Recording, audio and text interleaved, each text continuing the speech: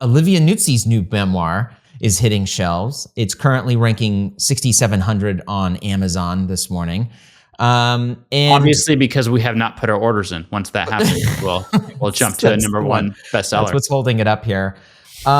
She makes a big splash with this book. We've been reporting on it for some time.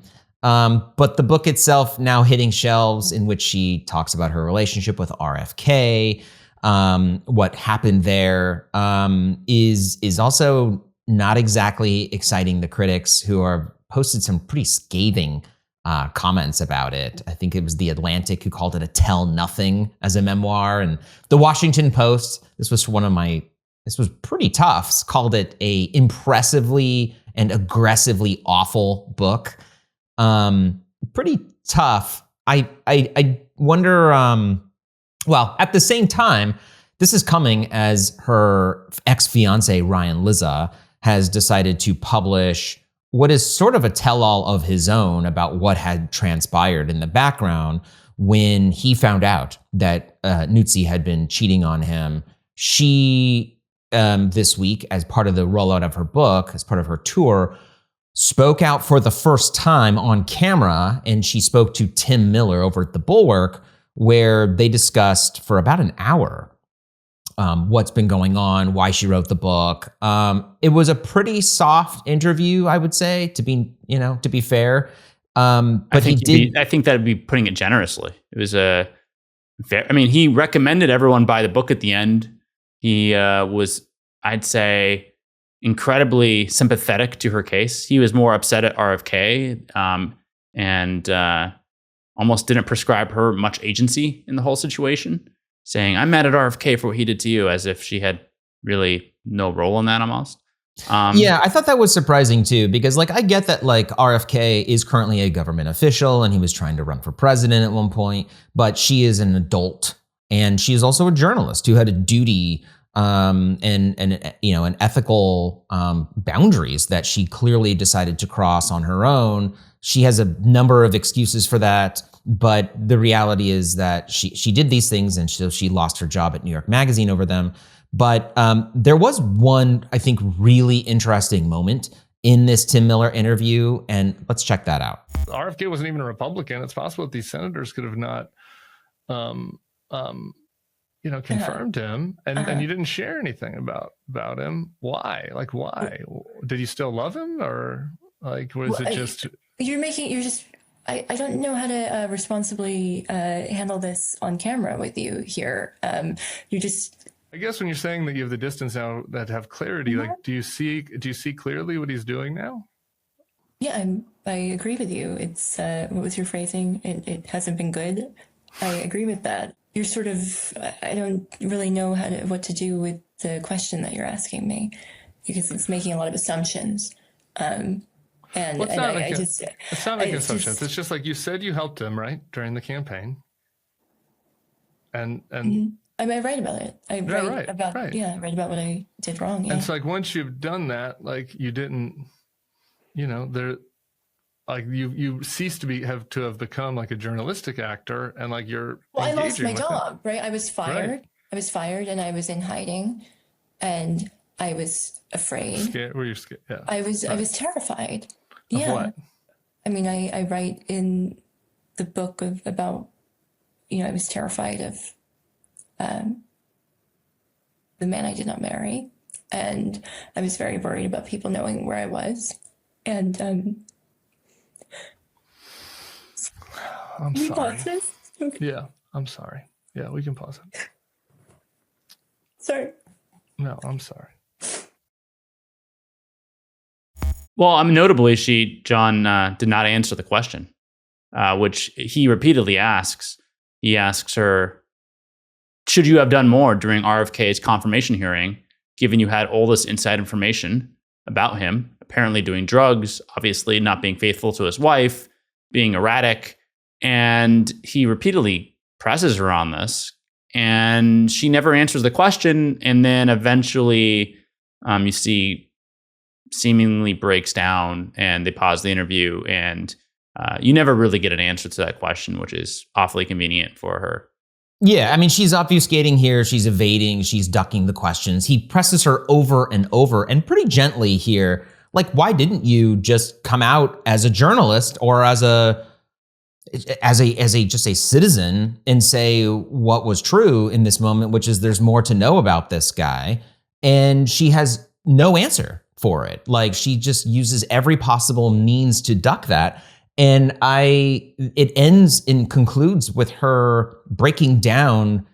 Like, I don't even know if that was genuine, honestly. Like, you're watching this and you're like, why don't you just answer the question? And I think it's clear because she doesn't have a good answer for it, right? I mean, she has written about the fact that she was in love with Kennedy. She was having, he was effectively having an affair with her. We don't know if it was, like a physical one or if this was, more just like a, emotional affair. But I do think that what she doesn't want to say out loud here was that, like, she had a duty to come forward, especially as a journalist, and to say she knew a lot more here and that she chose not to because she still wanted to be with Kennedy. And that's incredibly, harmful to her reputation. And again, she is now employed by Condé Nast at Vanity Fair, where she is the West Coast editor on the masthead of the publication now. And to be asked this question of, well, after this all came out, why didn't you come forward? Is a very legitimate question. And as you see here, she does really everything possible to try to dodge on it. And I think that continues to speak about how she is an individual who cannot be trusted in this case, right? I don't know if I would want her in my newsroom. I mean, do you think that you can get a fair answer out of a journalist like her in any situation? If, like, you press her on a basic question, which is, you knew more, you had the story of a century, and you didn't run it.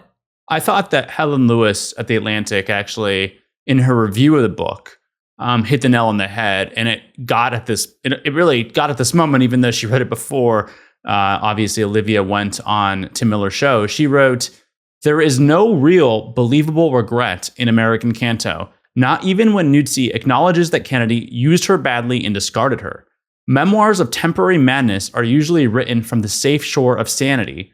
But based on what's in the book, I suspect that if RFK Jr. turned up at Nuzzi's door tomorrow with a single rose and a hopeful smile, she would fall for it and him all over again." And then it goes on to say, "American Canto is written too early and too quickly. It's a first draft hastily typed into a smartphone, a bargaining chip to gain favorable news coverage, a down payment on a post-scandal career. A tell-all memoir? Ha! This is a tell-nothing memoir. Instead is a portrait of losing your soul, of discovering, as Nuzzi quotes from Nietzsche, that when you gaze into the abyss also gazes into you."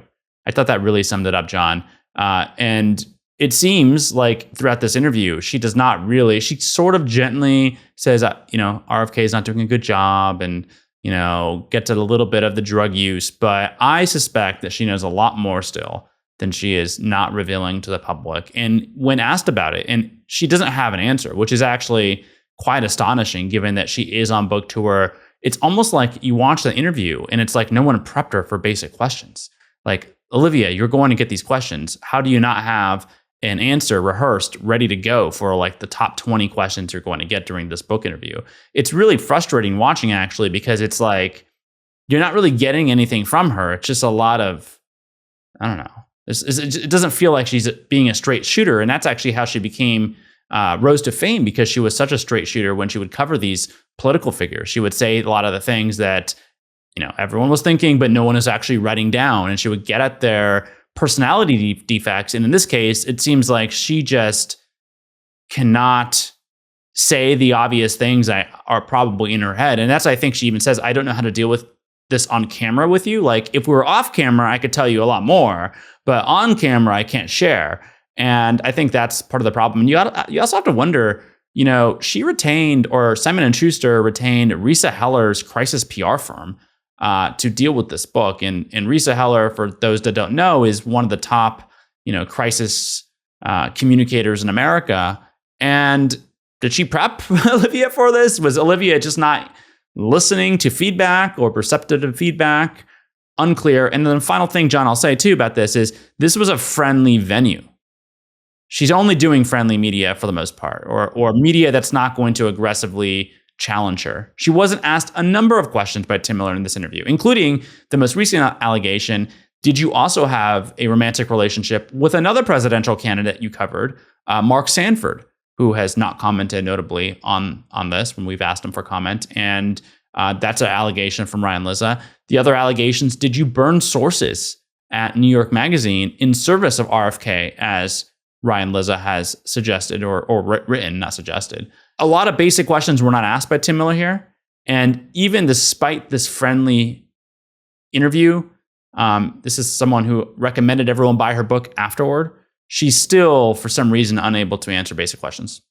Yeah, no, it's clear that they're friends, right? I mean, and Tim sort of is relatively open about that. I mean, talking about they could go to brunch together, and she's like, "You can borrow my shoes," and that's fine. That's fine. You're allowed to have friends and whatnot. I just don't know if you should do that interview if you can't. I guess it's a difficult situation. It didn't feel like he was doing a fantastic interview of her, and I think but it works. It works for Olivia, right? She wants to come out. I think both between this book and the interviews that she has had, and portray herself as a victim in this case, and in that sense, this interview helped her along with that. Where she portrays herself, right? It's sort of. Even then, that's the point. Even despite him friendly, being a friend and nudging her in the right direction, and just asking very calmly, like, do you regret not doing more? Shouldn't you have done more? She doesn't have a good answer.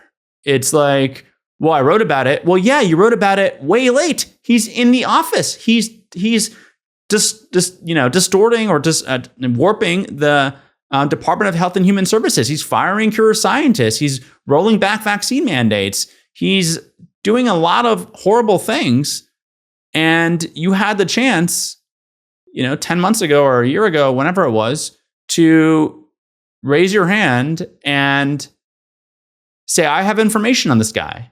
Right. And she says he's a liar and that she doesn't like what he's doing now at HHS. So it's also quite remarkable that she had an opportunity and chose not to. She continues to say in this interview that she was so afraid to do anything, to say anything. But when actually pressed on what it is that she was afraid of or who she was afraid of, she never says anything. And it she does. She says she was afraid of her ex, Ryan Lizza, and not the RFK, which is also notable. So she was hiding, it sounds, if you don't pay close attention, like she was hiding from RFK. Mm-hmm. But when pressed on it, she basically says, the man I did not marry, which is, she's referring to Ryan Lizza there, her ex-fiance, the former New Yorker and political writer who is now writing these Substack posts telling all. It's actually interesting what a contrast it is. He seems to be telling a lot. I don't know if he's telling all, but certainly dumping all the receipts he has. And in contrast to her memoir, which is, it doesn't really feel, it feels like she's, has a lot locked in the safe there still. Right. She called Lizza, she did respond to Lizza in this interview saying that he's been violating fan fiction / revenge porn.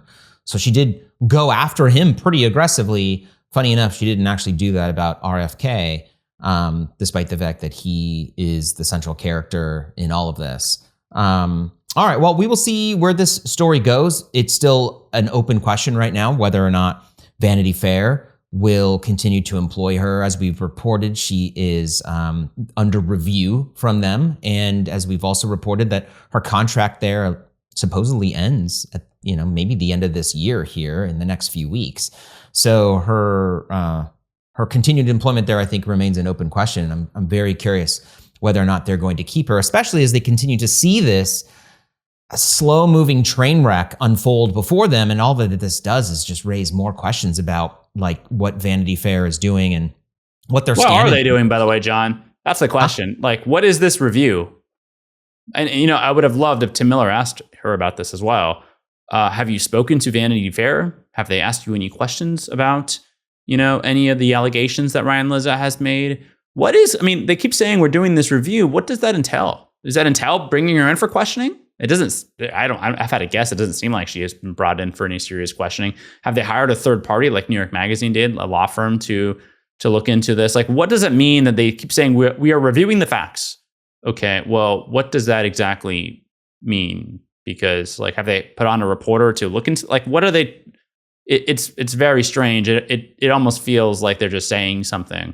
And when you press them on it, as we did this week in the status newsletter, they don't comment. There's no comment. This is just like, they put out this, I think, 13-word statement saying they were surprised and we're looking into it.